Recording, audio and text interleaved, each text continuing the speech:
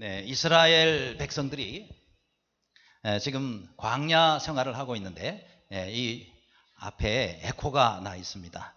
저는 좋은 것 같아요. 왜냐하면 말 한마디만 해도 막 와우 하고 울리니까 저는 참 좋은 것 같은데 훨씬 더 말씀에 권위가 있어 보이잖아요. 막 이렇게 사람이 서면 후광 같은 게 나타나면 참 권위가 있어 보이는 것처럼 말해도 왕왕 하고 울리면은 참 좋은데 여러분이 헷갈리실 것 같아가지고 이제 됐나요? 아주 잘 됐습니다. 자, 이스라엘 백성들이 광야 생활을 계속 하고 있단 말이에요. 그런데 광야의 특징은 산악지대하고 좀 다르죠. 산악지대는 막 오르고 내리고 계속 이래야 되는데 광야의 특징은 평평한 데가 많다는 겁니다. 그런데 이스라엘 백성들의 삶은 광야처럼 평탄하지를 못했어요. 그야말로 많은 어려움에 고통에 굴곡을 거치게 됩니다. 한마디로 형통하지 못했다라는 것입니다. 그 이유가 뭘까요? 왜 이스라엘 백성들이 하나님께서 그들 가운데 역사하시고 그들을 인도하셨는데 왜 이스라엘 백성들이 광야 생활을 하면서 형통하지 못했느냐라는 것입니다. 그것은 바로 말씀에서 이렇게 하고 있습니다. 다음 말씀 보여주시면 41절입니다. 너희가 어찌 이제 여호와의 명령을 범하느냐 이 일이 형통하지 못하리라. 자, 왜 형통하지 못하게 되죠? 여호와의 명령, 하나님의 말씀, 이 말씀을 자꾸 순종하지 못하고 자꾸 범죄하니까 하나님께서 저들 가운데 함께 하시는 것 같지만 형통하지 못하게 됐다라는 거예요. 여러분, 우리의 삶이 매일매일 살면서 정말 이 땅에서의 삶을 우리가 광야 생활이라고 비유하잖아요. 우리의 광야 생활에 우리의 삶이 늘 형통할 수 있기를 간절히 바랍니다. 자, 우리가 형통한 삶을 살기를 누구나 다 원하고 있습니다. 여러분, 요셉도 그러잖아요. 요셉의 별명이 뭘까요? 범사에 형통한 사람, 이렇게 돼 있어요. 그러니까 모세에 대한 내용이 나오는 것을 읽어볼 때마다 이 요셉은 늘 범사에 형통했다, 이렇게 말씀하고 있습니다. 아무쪼록 여러분의 삶도 요셉처럼 범사에 형통한 은혜가 있기를 간절히 바랍니다. 자, 그럼 우리가 늘 형통한 삶을 살려면 어떻게 살아야 되겠느냐 하는 거예요. 자, 첫 번째로 원망이 아니라 믿음으로 살자라는 것입니다. 36절 37절에 모세의 보냄을 받고 땅을 정탐하고 돌아와서 그 땅을 악평하여 온 회중이 모세를 원망하게 한 사람 곧 그 땅에 대하여 악평한 자들은 여호와 앞에서 재앙으로 죽었고, 이렇게 말씀하고 있습니다. 그러니까 지금 이스라엘 백성들을 대표해서 12명의 정탐꾼이 갔잖아요. 그 중에 10명의 정탐꾼이 와서 부정적인 보고를 합니다. 계속해서 잘못된 그런 땅에 대한 악평을 하게 됩니다. 자, 이 일로 인해 가지고 이스라엘 백성 전체가 영향을 받았어요. 그래서 그들이 모세를 원망하고 불평하면서 그들이 하나님 앞에 범죄하게 된 겁니다. 자, 이 결과 하나님께서 저 대표자들이죠, 그죠? 그 땅에 대해서 악평한 정탐꾼들을 전부 하나님께서 재앙으로 치십니다. 그래서 그들은 광야 생활을 제대로 해보지도 못하고 시작하면서 저 일로 인해서 그때 정탐했던 사람들이 전부 죽게 됩니다. 자, 그런데 이게 저들의 잘못이 뭐예요? 이스라엘 백성 전체를 원망하는 그런 삶을 살도록, 원망에 빠지도록 만들었다라는 거예요. 그래서 우리가 한 가지 알아야 될 것이 있습니다. 원망과 불평은 전염성이 강하다라는 거예요. 따라 하실래요? 원망과 불평은 전염성이 강하다. 우리가 그걸 알아야 돼요. 그냥 나는 뭐 불평해서, 나는 원망스러워서 사람들 모아놓고 아니면 자꾸 전화해서 그렇게 얘기할 수 있습니다. 근데 이게 영향을 받아요, 다른 사람들이. 그래가지고 많은 사람들이 그 전염병에 빠지게 됩니다. 그러면 같이 망하게 되는 거란 말이죠. 그래서 성경에서는 원망과 불평을 하지 말라라고 그렇게 말씀하고 있는 겁니다. 자, 왜요? 하나님의 심판이 임하기 때문에 그런 것입니다. 따라서 우리는요, 원망의 진원지가 되지 말자는 거예요. 원망의 진원지가 되지 말고 축복의 진원지가 되시기를 바랍니다. 또 불평의 진원지가 되지 말고 감사의 진원지가 되시기를 바랍니다. 불신앙의 진원지가 되지 말고 믿음과 신앙의 진앙지가 되시는 여러분들이 되시기를 간절히 바랍니다. 그래요, 여러분, 우리가 이 땅에 믿음으로 살잖아요. 그래요, 여러분, 믿음이 아무리 작다 할지라도요, 그 작은 믿음, 그것이요, 굉장히 큰 역사를 만들어냅니다. 다음 보여주시죠. 또 그 다음 보여주시죠. 자, 아무리 작다 할지라도요, 여러분, 믿음이라면 그 믿음이 반드시 우리에게 큰 역사를 일으키는 거예요. 여러분, 저 영국의 고고학자들이 애굽에 있는 그 피라미드를 오래전에 조사를 하게 됐습니다. 근데 그 피라미드에 들어가 보니까 오랫동안 그렇게 썩지 않고 있는 미라를 발견합니다. 근데 그 미라가요, 누워 있는데 이렇게 손에 꽃 한 송이를 들고 있더라는 거예요. 그래서 그 꽃 한 송이를 영국의 고고학자들이 들고 나오는데 바깥 공기를 쐬니까 으스러지더래요. 뭐 그야말로 3000년 지난 꽃 한 송이니까 뭐 완전히 수분이라는 거는 뭐 온데간데 없고 으스러질 수밖에 없죠. 그런데 거기에 이제 꽃이니까 그 안에 꽃씨가 있는 거예요. 그래서 이 영국의 고고학자들이 꽃씨를 가져다가 바로 이 피라미드 속에 있는 3000년 지난 꽃씨를 가져다가 영국에 가져가서 거기서 심었다는 거예요.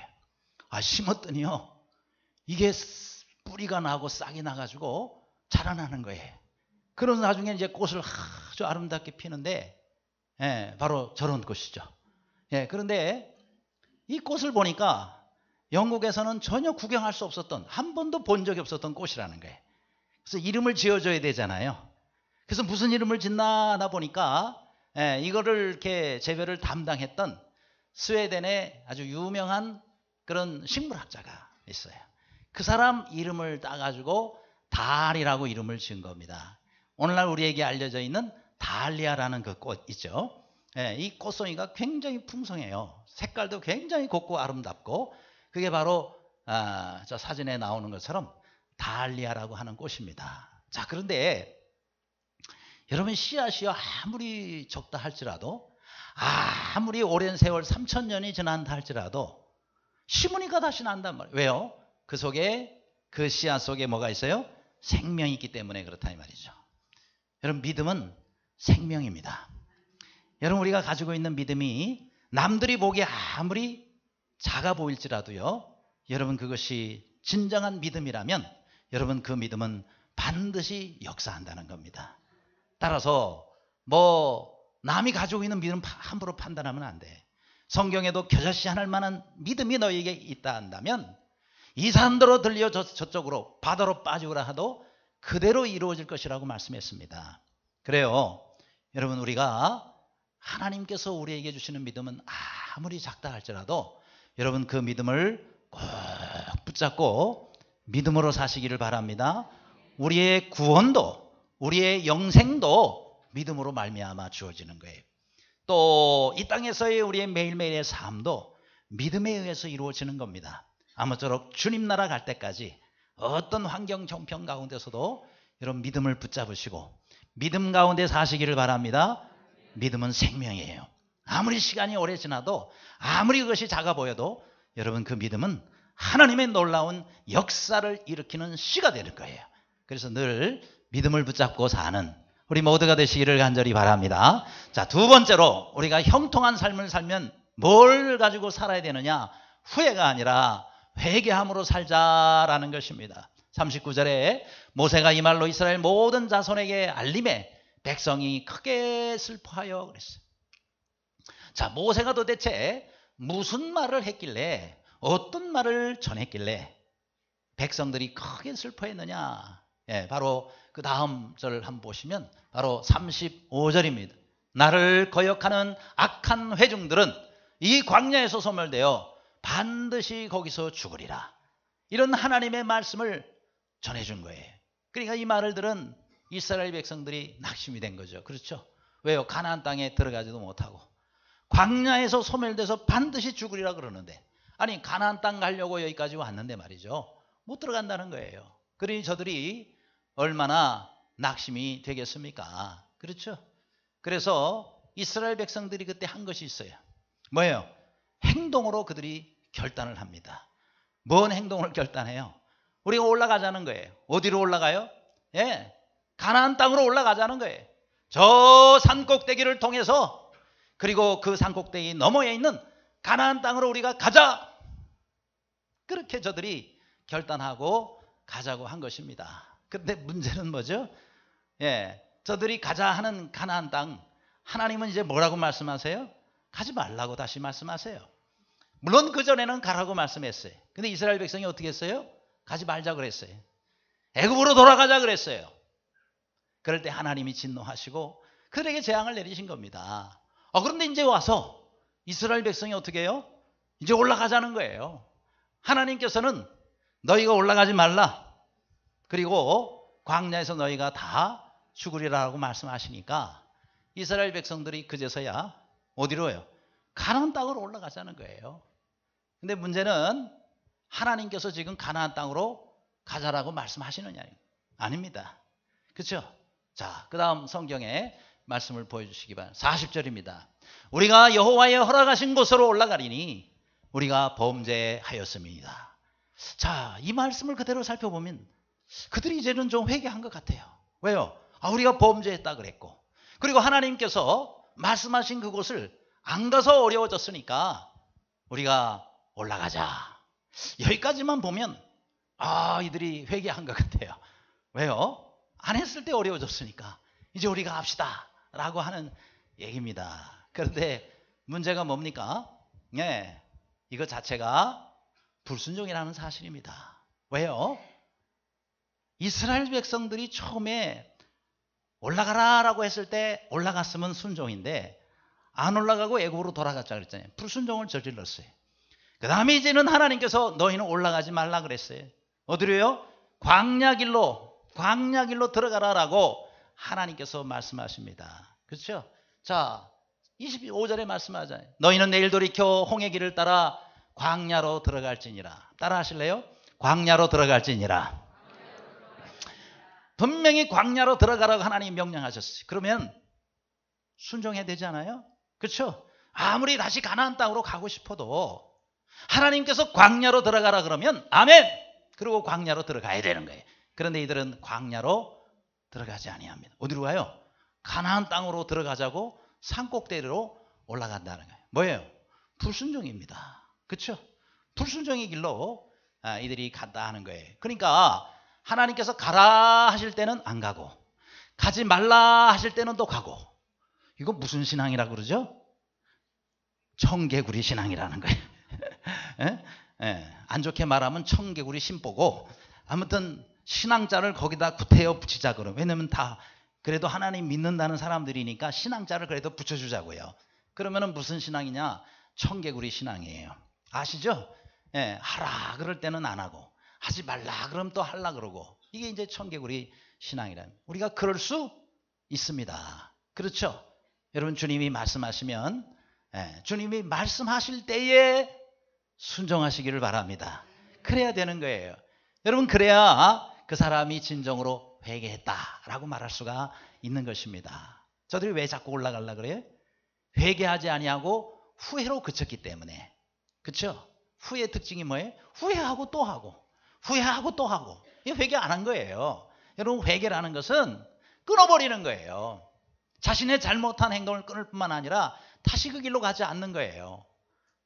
우리 하나님 앞에 불순종했으면 이제는 순종의 길로 그들이 돌아갈 때의 진정한 회개라고 말할 수가 있는 겁니다. 그런데 저들은 앞에 불순종했는데 뒤에 와서 또 불순종해.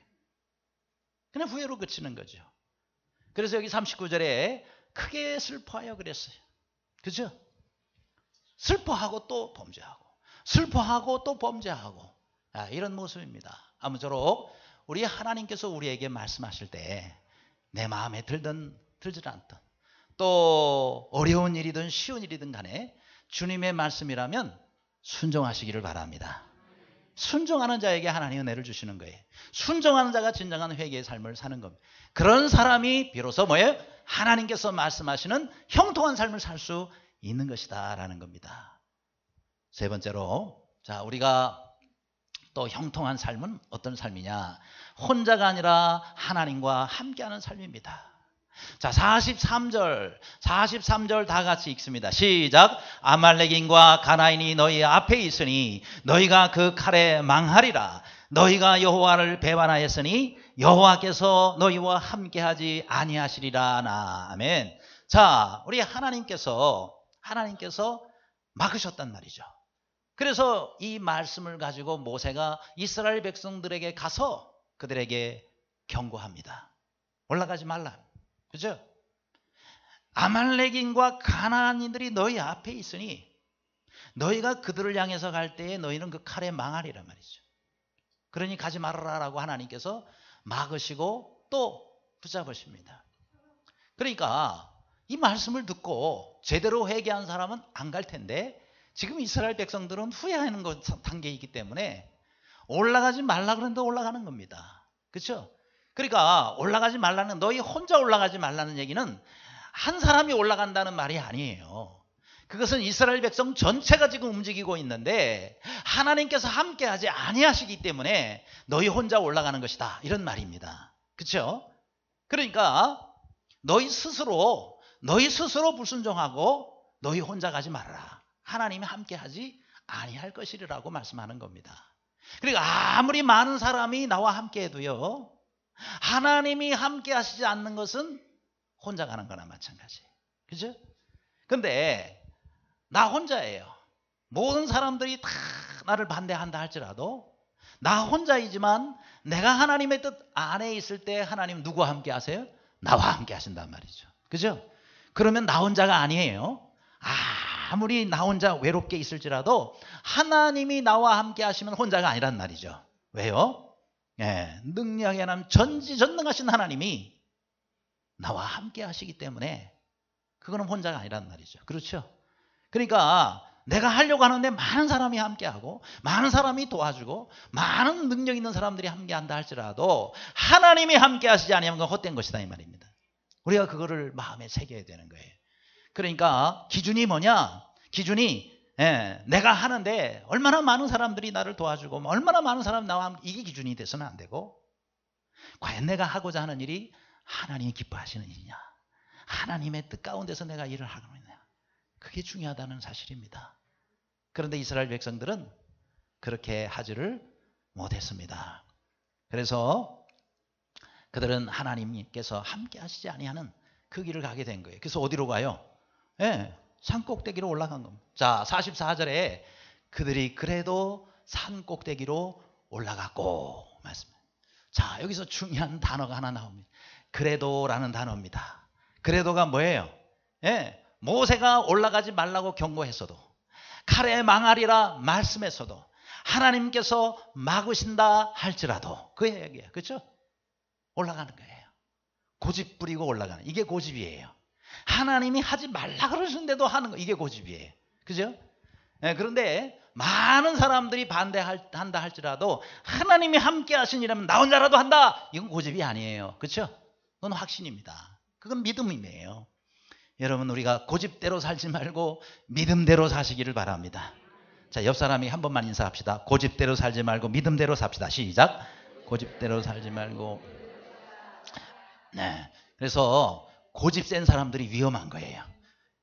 그러나 믿음이 좋은 사람들, 믿음이 강한 사람들은 하나님께서 늘 동행하시고 함께 하실 줄로 믿습니다. 그래서 뭐가 위험하냐? 하나님이 함께 하시지 않는 열심이 위험한 거예요. 그죠? 하나님과 함께 하시지 않는 위험이 왜 위험한 거예요? 왜요? 하나님이 함께 하시는데 혼자 열심히 반대방, 이건 무서운 거예요. 왜요? 하나님의 심판이 임할 거기 때문에. 그래서 책이 한 권 나왔죠? 당신의 열심이 위험한 이유. 열심히 사세요. 그러나 내 열심이 위험한지 안 위험한지는 잘 판단해 보시기를 바랍니다. 자, 바로 이걸 레디 오스본이라는 사람이 쓴 건데, 그 밑에 부제가 있어요. 현대 바리새인 신앙에 대한 경고. 오늘날은 바리새인이 없죠. 그러나 바리새인 같이 신앙생활하는 사람들은 얼마든지 있단 말이죠. 열심히는 하는데 자기 뜻대로 하는 거예요. 그렇죠? 여러분, 당시에 바리새인들이 예수님 당시에 얼마나 열심히 있었습니까? 일주일에 몇 번씩 금식을 하고 또 하나님 앞에 이것저것 드리고 모든 규례와 또 율법들을 만들어가지고 그대로 살려고 하는, 겉으로 볼 땐 굉장히 믿음이 좋은 것 같은데 하나님의 뜻과 반대로 간단 말이에요. 그래서 예수님 오셔서 뭐래? 독사의 자식들아. 얼마나 그들을 책망하셨습니까? 그러니까 열심히 사는 것도 중요하지만 그 열심이 어떤 열심이냐가 중요하단 말이죠. 하나님의 뜻대로 사는 열심이냐, 하나님의 뜻과 상관없는 나의 열심이냐, 그거에 따라서 결과는 천지 차이가 날 수 있다라는 것입니다. 아무쪼록 매일매일을 열심히 사시기를 바라요. 그러나 하나님 뜻 안에 사시기를 바랍니다. 베드로가 그랬잖아요. 밤이 맞도록, 밤이 새도록 기도를 했을 때 얻은 것이 없지만은, 그렇죠? 아니 베드로가 경험이 부족해요? 아니면 무슨 놀면서 게으르게 했어요? 밤새도록 그물질을 했단 말이에요. 한 마리도 못 잡았단 말이에요. 그러나 성경은 뭐라고 말씀합니까? 베드로가 뭐라고 고백합니까? 말씀에 의지하여 내가 그물을 내리리다. 단 한 번 그물질을 하나님 주님 말씀에 순종해서 던졌더니 그물이 찢어질 듯이 많은 물고기가 잡히지 않습니까? 이게 바로 뭐예요? 순종하는 자에게 주시는 하나님의 은혜다라는 거예요. 그러므로 열심히 하는 것도 좋지만은 더 중요한 것은 하나님 말씀에 순종해서 하는 겁니다. 아무쪼록 말씀에 순종하며 열심히 사는 여러분 모두가 되시기를 간절히 바랍니다. 끝으로 자, 우리가 이제 주 안에서 형통한 삶을 사는 길은 뭐냐? 무조건 전진이 아니라 동작 그만하며 살자라는 것입니다. 동작 그만. 44절에 여호와의 언약궤와 모세는 진영을 떠나지 아니하였더라, 그렇게 말씀합니다. 자, 이제 여기서 중요한 말이 나와요. 떠나지 아니하였더라라고 말씀하고 있습니다. 지금 이스라엘 백성들은 전부 어떻게 하고 있죠? 전부 지금 산꼭대기로 올라갑니다. 하나님이 하지 말라 그랬는데도 전부 올라갑니다. 그럼 모세는 뭐해? 지도자 아니에요? 그들의 리더 아닙니까? 그러면 지도자는 어떻게 해야 돼요? 따라가야 되잖아요. 당연히 지도자는 따라가서 그들을 지휘해야 되잖아요. 근데 지금 모세는 이스라엘 백성의 지도자이기 전에 하나님의 종입니다. 아니, 이스라엘 백성의 지도자로 누가 세웠어요? 하나님이 세우셨어요. 그럼 모세는 백성들의 말을 들어야 돼요? 하나님의 말씀을 들어야 돼요? 하나님의 말씀 들어야 됩니다. 그렇죠? 이스라엘 백성의 지도자로 하나님이 세우셨잖아요. 그럼 하나님 말씀을 따라야 되는 거예요. 가지 말라고 해도 그들은 구태여 갑니다. 그럼 따라가야 돼요? 함께 범죄하고 함께 망해야 됩니까? 아니죠. 경고하고 그래도 듣지 아니하면 할 수 없는 거예요. 백성들이 모세를 지금 따르지를 않습니다. 자기들이 판단해가지고 이게 좋다라고 그러니까 다 가는 거예요. 가지 말라 그래도 가는 거예요. 이게 잘못된 것입니다. 그래서 모세는 그들을 따라가지 않습니다. 어디 머물렀다 그랬어요? 진영에 머물렀더라, 이렇게 말씀하고 있어요. 그래서 진영에서 떠나지 아니합니다. 여러분, 구약 성경에 떠나지 아니하였더라라고 되어 있는 그 문구가 20번이 나옵니다. 근데 그 20번 가운데 제일 먼저 나오는 말씀이 뭐냐면, 이스라엘 백성들이 이렇게 성막에 머물 때에 불기둥과 구름기둥 가운데 하나님께서 함께 하세요. 그러면서 진영을 떠나지 아니하였더라라고 말하는 말씀이 나옵니다. 그렇죠? 그러니까 이스라엘 백성들에게 하나님께서는 불기둥과 구름기둥을 통해서 그들 가운데 임재하셨단 말이죠. 이게 중요한 거예요. 그러니까 불기둥이 떠나면 따라가는 거예요. 구름기둥이 떠나면 따라가야 되는 거예요. 왜요? 하나님의 임재의 상징이니까. 근데 지금 여기서 이스라엘 백성들은 하나님께서 그들과 함께 하지 아니하시겠다 그러는데도 그때 올라갑니다. 하나님 없이 올라가겠다는 거죠. 망하러 가는 길이다 이 말이죠. 그죠? 그러니까 우리가 중요한 것은 하나님이 어디와 함께 하시느냐, 이게 참으로 중요한 겁니다. 모세는 이때 동작 그만한 거예요. 여러분, 동작 그만이란 말은 군대 용어입니다. 군대 가면은 아주 기따갑게 많이 드는 게 동작 그만, 이런 명령이에요. 별로 좋은 말은 아니죠. 그러나 여러분, 왜 동작 그만을 합니까? 아니, 군인들이 뭐 열심히 하고 있는데 갑자기 상관이 와서 동작 그만! 그럽니다. 뭐 하라는 거예요? 가만히 있으란 말이죠. 뭘 하기 위해서 동작 그만 하는 거예요? 내가 너희들에게 지시할 일이 있으니까 하는 일 지금 중단하고 내 지시에, 내 명령에 귀를 기울이라, 이 말입니다. 그래서 동작 그만을 하는 거예요. 그러니까 어떤 지시를 하기 위해서 동작 그만이라는 표현을 씁니다. 그러면 우리가 하나님의 일을 할 때도 마찬가지입니다. 하나님께서 우리에게 동작 그만 그렇게 하실 때가 있어요. 그럴 때는 어떻게 해야 돼요? 가만히 있어야 돼요. 그럴 때는요, 막 돌아다니는 게 하나님 뜻이 아니에요.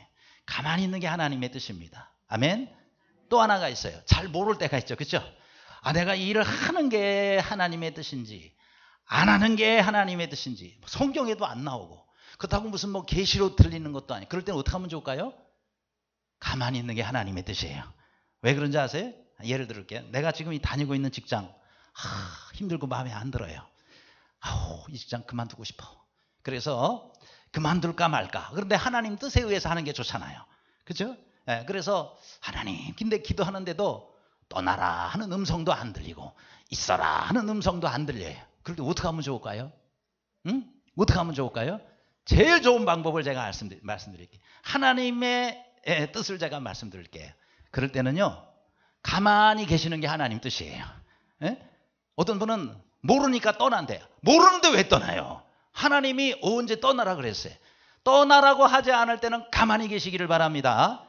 대신 기도를 계속 해야 되겠죠. 기도도 안 하고 하나님 뭐 들려주지도 않는다고 여러분이 스스로 결단하면 안 되겠습니다. 어쨌든 기도를 하시는데 하나님께서 이렇게 하라라는 뚜렷한 말씀이 없으면 현재 있는 여러분의 모습대로 그대로 있는 게 하나님의 뜻이에요.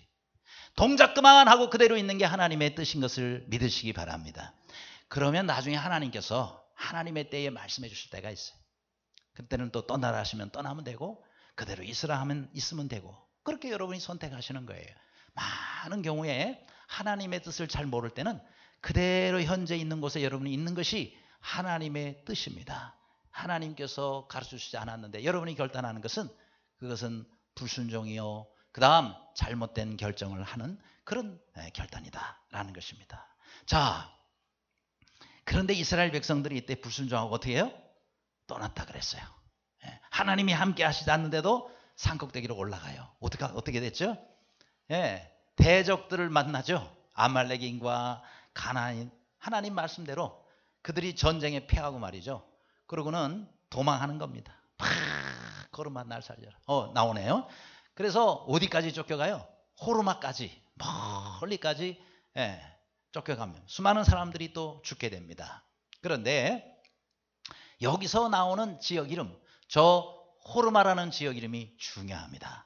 자, 여러분, 이 호르마라는 것은 무슨 뜻이냐면 완전히 멸했다, 완전히 망했다, 이런 뜻이에요. 그래서 호르마까지 쫓기게 됐다는 것은 완전히 망하고 거기까지 가게 된 겁니다. 그러니까 여러분, 하나님 말씀에 불순종하면 호르마가 되는 거예요. 호르마가 뭐라 그랬죠? 완전히 망하는 거예요. 그러니까 여러분, 하나님 말씀에 불순종하면 내가 호르마가 되는 거라니까요. 그런데 그 뒤에 민수기 21장, 지금 우리 14장 보잖아요. 앞으로 7장 더 가면 21장이 나옵니다. 근데 이 민수기 21장에 보면은요, 이스라엘이 그때는 변화가 됐어요. 이때는 똑같이 여기서도 호르마라는 내용이 나옵니다. 그런데 이 호르마 지역에 있는 대적들을 향해서 이스라엘이 어떻게 하는 줄 아세요? 하나님께 여기서 여쭤봐요. 하나님, 우리가 이 대적들을 칠까요 말까요? 그전에는 묻지도 않았고 말씀에도 순종하지는 않았는데 광야 생활 38년 하면서요, 믿음이 많이 자랐어요. 그래도 참 감사해요. 믿음이 자라가지고 이제는 하나님께 여쭤봅니다. 하나님, 우리가 이 족속들을 칠까요 말까요? 근데 하나님이 쳐라 말씀하신 거예요. 아멘! 하고 순종하고 가서 쳤어요. 그래가지고 거기에 사는 족속들이 다 멸하게 된 겁니다. 그래서 순종했을 때에 상대방을 멸하시는 호르마의 하나님을 우리가 여기서 보게 되는 겁니다. 자, 그러면 호르마라는 단어는 똑같아요. 무슨 뜻이라고 그랬죠? 완전히 망한다는 거예요.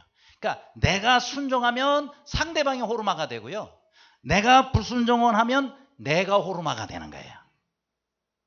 이해가 되세요? 다시 합니다.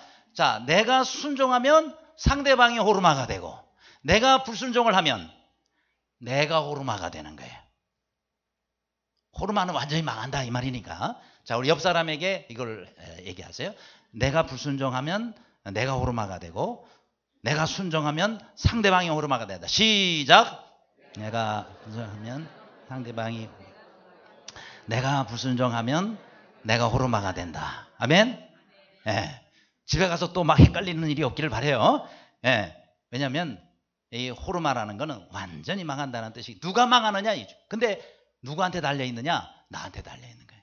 내가 하나님 말씀에 순종하느냐 불순종하느냐, 여기에 달려있다 이 말입니다. 아무쪼록 주님의 말씀이라면 철저하게 순종하시는 여러분이 되시기를 간절히 바랍니다.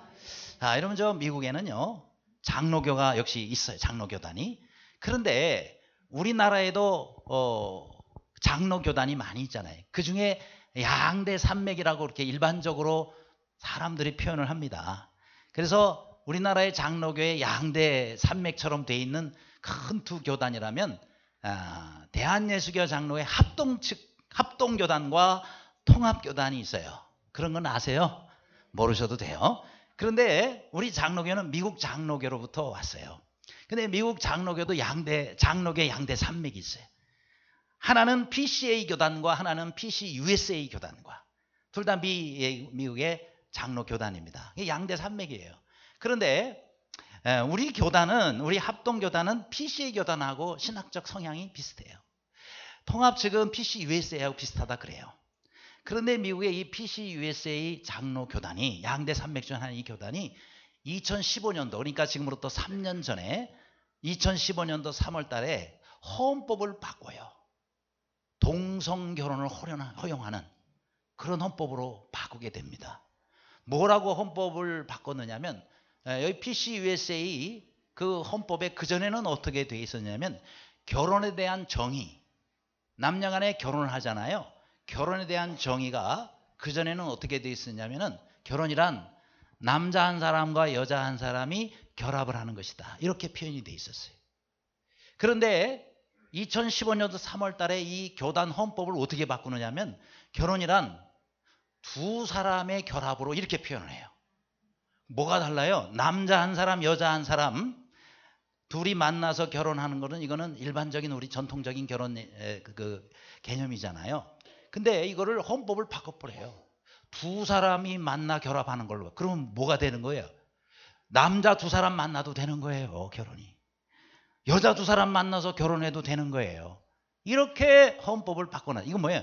동성 결혼을 허락한 거예요. 장로교단이. 그때 많은 장로교단, 이 교단에 속한 교회들이 저 교단을 떠납니다. 지금 점점 이 교단은 줄어들고 있어요. 여러분, 아무리 세상이 변한다 할지라도 성경은 변하지 않습니다. 하나님의 말씀, 그 말씀 우리가 지켜야죠. 그죠? 여러분, 동성연애라는 말이 소돔이에요. 이 소돔이라는 말이 어디서 온 거예요? 소돔성 우리 잘 알잖아요. 동성연애가 그 소돔성에서 아주 밥 먹듯이 행해졌어요. 롯의 가정을 구하기 위해서 천사 두 사람이 가는, 겉으로 볼 땐 남자 두 사람인데 새로운 남자가 왔다고 남자들이 쳐들어와요. 그래, 끌어내라! 그 두 사람 끌어내라! 우리가 재미 좀 보자, 이렇게 돼 있어요. 이 재미 좀 보자가 원문에 보면은요, 우리가 동성연애 좀 하자, 그거예요. 남자들을 데려다가 남자끼리 그렇게 아주 더러운 짓을 행하겠다라는 동성연애가 아주 공공연하게 행해진 것이 소돔이에요. 하나님께서 그 성을 불로서 멸망시켰잖아요. 무서운 심판이 막. 지금 소돔은 어디 있는지 흔적조차 찾을 수가 없죠. 여러분, 우리나라가 지금 NAP를 지금 통과시키려고 하고 있어요. 정부에서 그거 만들었어요. National Action Plan, 국가인권조례라는 걸 만들었어요. 그 안에 독소 조항이 들어있어요. 소수인권 보호한다라고 해서 동성연애를 허락하는 거예요. 그들을 허락해야 된다. 여러분, 이렇게 되면은요, 마치 뭐와 같아요. 우리는 여러분, 동성연애자들은 긍휼히 여겨야 돼요. 동성연애자들은 우리가 불쌍히 여겨야 돼요. 그들도 하나님을 믿어야 돼요. 그들도 구원받아야 됩니다. 그런데 그들이 하는 행동은 잘못됐다 이 말이에요. 죄인들은 우리가 긍휼히 여기고, 죄인들이 주님 앞에 회개하고 주님께 돌아와야 돼요. 그렇죠? 그래서 우리가 죄인들을 위해서. 그러나 그들이 범하고 있는 죄들은 우리가 용납해서는 안 돼요. 그 죄는 잘못된 거다 이 말이에요. 동성연애 똑같습니다. 여러분, 동성연애 자체는 잘못된 거예요. 하나님 말씀에도 어긋나고, 이 사회의 가정을 무너뜨리고 이 세상을 혼란시키는 그런 부분이 있다는 거예요. 그거를 지금 정부에서 만들어 놓고 통과시키려고, 그래서 반대를 하는 거예요. 그래서 우리가 하나님께서 우리에게 주신 가치관과 하나님께서 우리에게 주신 이 진리를 붙잡고 끝까지 순종하며 살 때 하나님께서 그 교단과 그 교회와 그 가정과 그 사람을 축복합니다. 동성연자들 우리 사랑합니다. 그러나 그들이 하는 행동은 잘못된 거라 말이죠. 그래서 우리가 그들을 위해서 기도해야 되는 거예요. 아무쪼록 하나님 말씀을 끝까지 붙잡고 이 말씀대로 순종하며 사는 모두가 되시길 주님의 이름으로 축원합니다. 기도하겠습니다.